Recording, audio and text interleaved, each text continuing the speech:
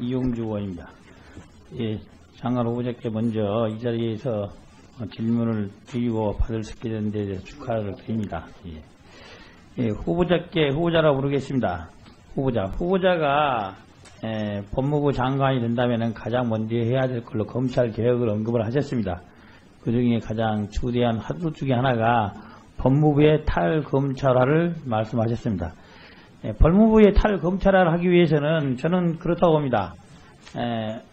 법무부 장관의 참모를 드리지만은 법무부 간부들의 이야기 들어서는 이룰 수가 없습니다. 법무부 간부들은 검찰 출신으로 검찰에 오랫동안 몸담았던 사람입니다. 또 그 간부들의 이야기를 들으면 또 그럴싸합니다. 그렇게 해서는 이룰 수 없습니다. 즉 이 문제에 대한 후보자의 소신 그리고 깊은 생각이 있었어야 된다고 봅니다. 후보자로 지명된 후 청문회까지 상당한 기간이 있었을 걸로 봅니다. 그 중에 몇 가지 사안에 대해서는 후보자의 생각이 정립되어 있어야 한다고 봅니다. 후보자께 묻겠습니다. 후보자가 알고 있는 한 법무부의 검사가 몇 명이나 근무하고 있는 걸로 알고 있습니까? 법무부에 지금은 80여 명 근무하는 걸로 알고 있습니다. 법무부 외에도 외부의 여러 기관에 많은 검사들이 파견을 나가 있죠. 네. 그렇습니까? 네네. 예. 도대체 법무부에 근무하는 검사, 파견 검사들에 대해서 왜 많은 검사들이 그 부처에 근무하려고 하겠습니까? 원인이 어디에 있다고 보세요? 업무적으로도 좀 편하고 뭐 그런 여러 가지 이점이 있다고 생각합니다. 속칭 법무부에 근무하면 좋은 자리를 가는 것이고 법무부 외에도 다른 파견 나가는 것 자체가 검사로서의 능력을 인정받는 길이기도 하고 또 다른 좋은 보직을 하는 징검다리가 되는 거 아니겠습니까? 이기에 대해서 소신을 가져야 되는 거죠. 자, 장관 후보자가 묻겠어요. 도대체 법무부에 검사가 몇 명 정도 근무하는 게 적절하다고 생각하십니까? 한 번도 생각 안 해보셨습니까? 생각해 본 문제인데 그게 법무부의 탈검찰하고 연계되어 있는 문제입니다. 그러니까요. 어느 정도 근무해야지만이 적정한 숫자다. 법무부에는 이제 실국장도 있지만 그 밑에 과장, 평검사까지 많기 때문에 80여 명이 되는데요. 그런 것은 이제 사실 뭐 인권국이라든가 범죄예방정책국이라든가 출입국 외국인 정책본부라든가 이런 이제 반드시 검사가 보임되지 않아도 되는 실국장도 있고 그 밑에 또 과장급도 있고 그래서 그런 것들은 제가 구체적으로 몇 명까지 필요한지는 아직은 생각을 안 해봤습니다만은 그런 영역들을 전문가 그룹으로 대체함으로 해서 검찰행정뿐만 아니라 법무행정이 좀 더 활발해질 수 있도록 그렇게 하겠습니다. 예, 후보자께서 적절한 정확한 숫자는 말씀하시지 않으셨지만 대강의 흐름은 맞는 것 같습니다. 그 정도의 성격을 갖는 부처에 대해서는 꼭 검사가 아닌 다른 법무 전문 인력도 충분하다고 보기 때문에 그에 대한 적절한 조직이 필요하다고 봅니다. 추가로 하나 묻겠습니다. 검찰이 나가는 파견 부처 중에 국정원에 나가시는 분들도 있죠. 국정원에. 네. 최근에 논란이 되고 있는 국정원의 감찰실장 검사에서 파견 나간 거 언론에서 혹시 보셨습니까? 자세히 모르겠습니다. 예, 그래요. 이게 굉장히 중요한 문제인데 법무부 장관 후보자가 모른다는 게 말이 되겠습니까? 예, 국정원 감찰실장에 검찰이 나가기 시작한 건 2013년도부터입니다. 2013년도부터. 그 당시 명분이 이거였어요. 국정원 개혁을 위해서 검찰이 필요하다. 이런 취지로 했습니다.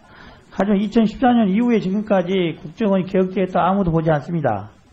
특히 물론 문재인 정부, 위장 정부이지만은 국정원의 감찰실장이라는 자리를 현직 검사가 파견 형식으로 나가서 앉아 있는다는 것, 근무를 한다는 것은 청와대, 법무부, 국정원 이런 삼각틀 속에서 청와대가 국정원에 관여하는 통로로 이용되고 있다.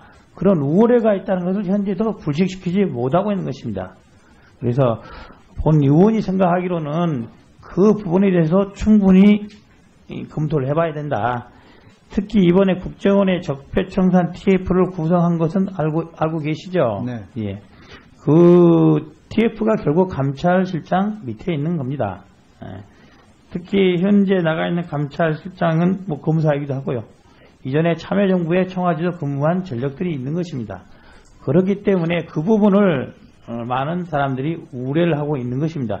그 부분에 대해서도 법무부 장관이기 때문에 추후라도 그런 오해, 의혹이 없도록 충분히 관리 감독해 주시기를 부탁드립니다. 네. 추가로 이제 하나 묻겠습니다. 최근에 그 사법부의 블랙리스트 파동 들어보셨죠? 네. 예. 법무부 장관이 보기에 사법부 내 일이지만은 사법부에도 블랙리스트가 있다. 그렇다고 한다면 이 부분에 대해서도 수사가 필요하다고 생각하지 않으십니까? 아직 말은 많지만 전제 여부가 확인된 건 아니고 그래서 제가 지금 말씀드리기 그래요. 뭐 다른 각도로 하나 물어보겠습니다. 올 3월에 제가 발의해서 검찰청 개정안이 검찰청법이 개정이 됐습니다. 즉 검사를 사표를 내고 청와대를 근무하고 다시 검찰 복귀하는 그 악순환을 끊는 법안이었습니다.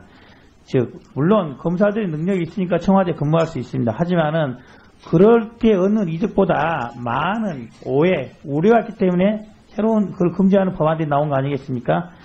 최근에 현직 부장판사가 사표를 낸 지 이틀 만에 청와대 법무비서관으로 갔다는 말은 들어보셨죠? 네. 예. 그런 인사에 대해서는 적절하다고 보십니까? 사법부의 독립성을 위해서도?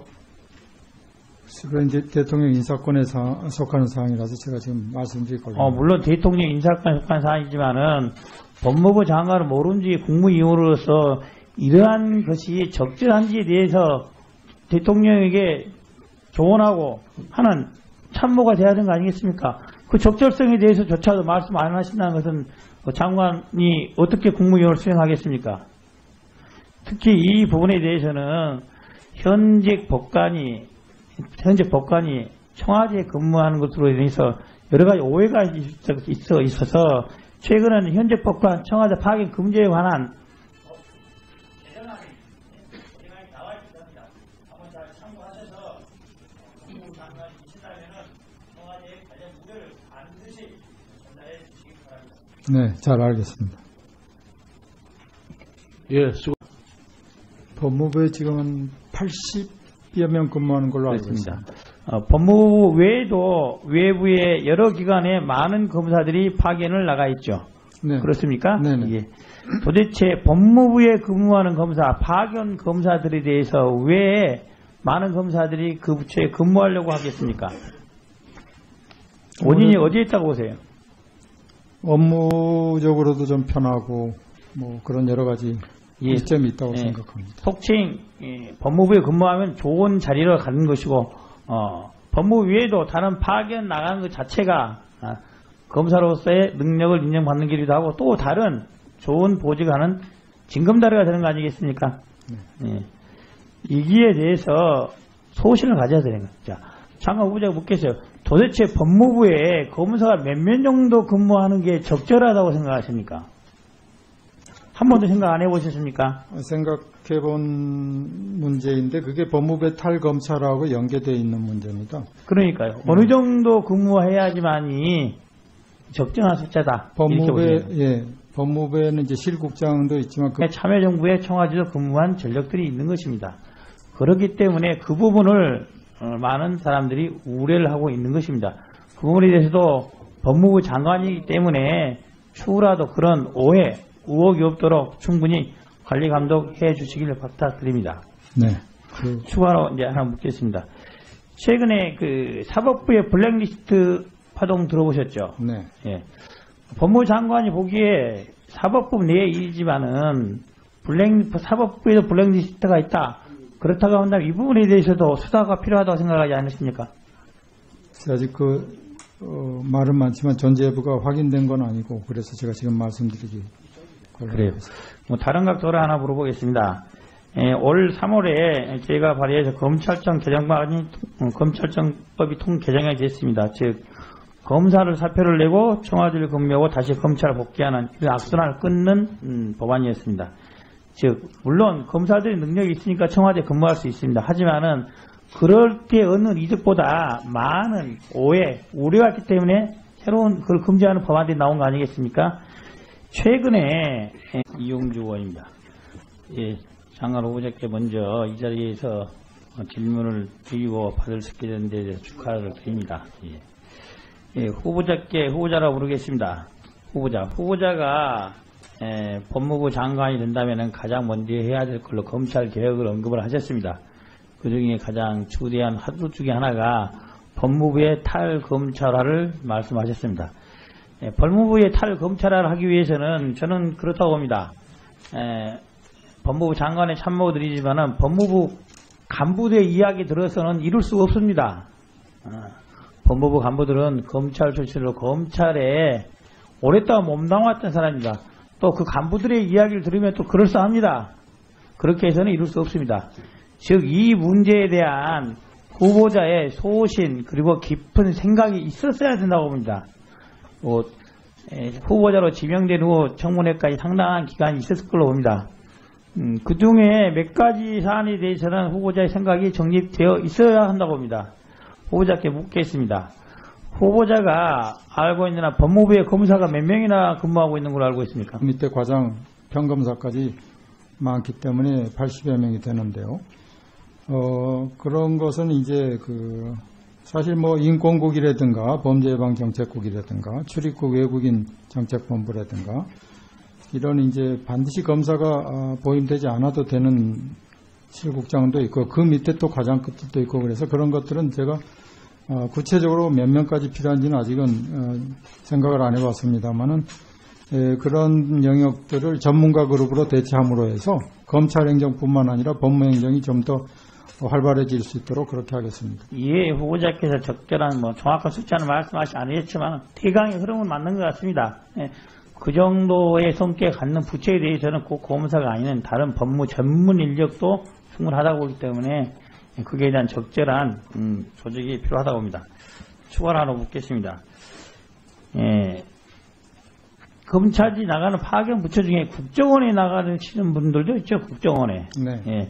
최근에 논란이 되고 있는 국정원의 감찰실장 검사에서 파견 나간 거 언론에서 혹시 보셨습니까? 자세히 모르겠습니다. 예, 그래요. 이게 굉장히 중요한 문제인데 법무부 장관 후보자가 모른다는 게 말이 되겠습니까? 예, 국정원 감찰실장에 검찰이 나가기 시작한 건 2013년도부터입니다. 2013년도부터. 그 당시 명분이 이거였어요. 국정원 개혁을 위해서 검찰이 필요하다. 이런 취지로 했습니다. 하지만 2014년 이후에 지금까지 국정원이 개혁되었다 아무도 보지 않습니다. 특히 물론 문재인 정부, 위장 정부이지만은 국정원의 감찰실장이라는 자리를 현직 검사가 파견 형식으로 나가서 앉아있는다는 것, 근무를 한다는 것은 청와대, 법무부, 국정원 이런 삼각들 속에서 청와대가 국정원에 관여하는 통로로 이용되고 있다. 그런 우려가 있다는 것을 현재도 불식시키지 못하고 있는 것입니다. 그래서 본 의원이 생각하기로는 그 부분에 대해서 충분히 검토를 해봐야 된다. 특히 이번에 국정원의 적폐청산 TF를 구성한 것은 알고 계시죠? 네. 예. 그 TF가 결국 감찰실장 밑에 있는 겁니다. 예. 특히 현재 나가 있는 감찰실장은 검사이기도 하고요. 이전에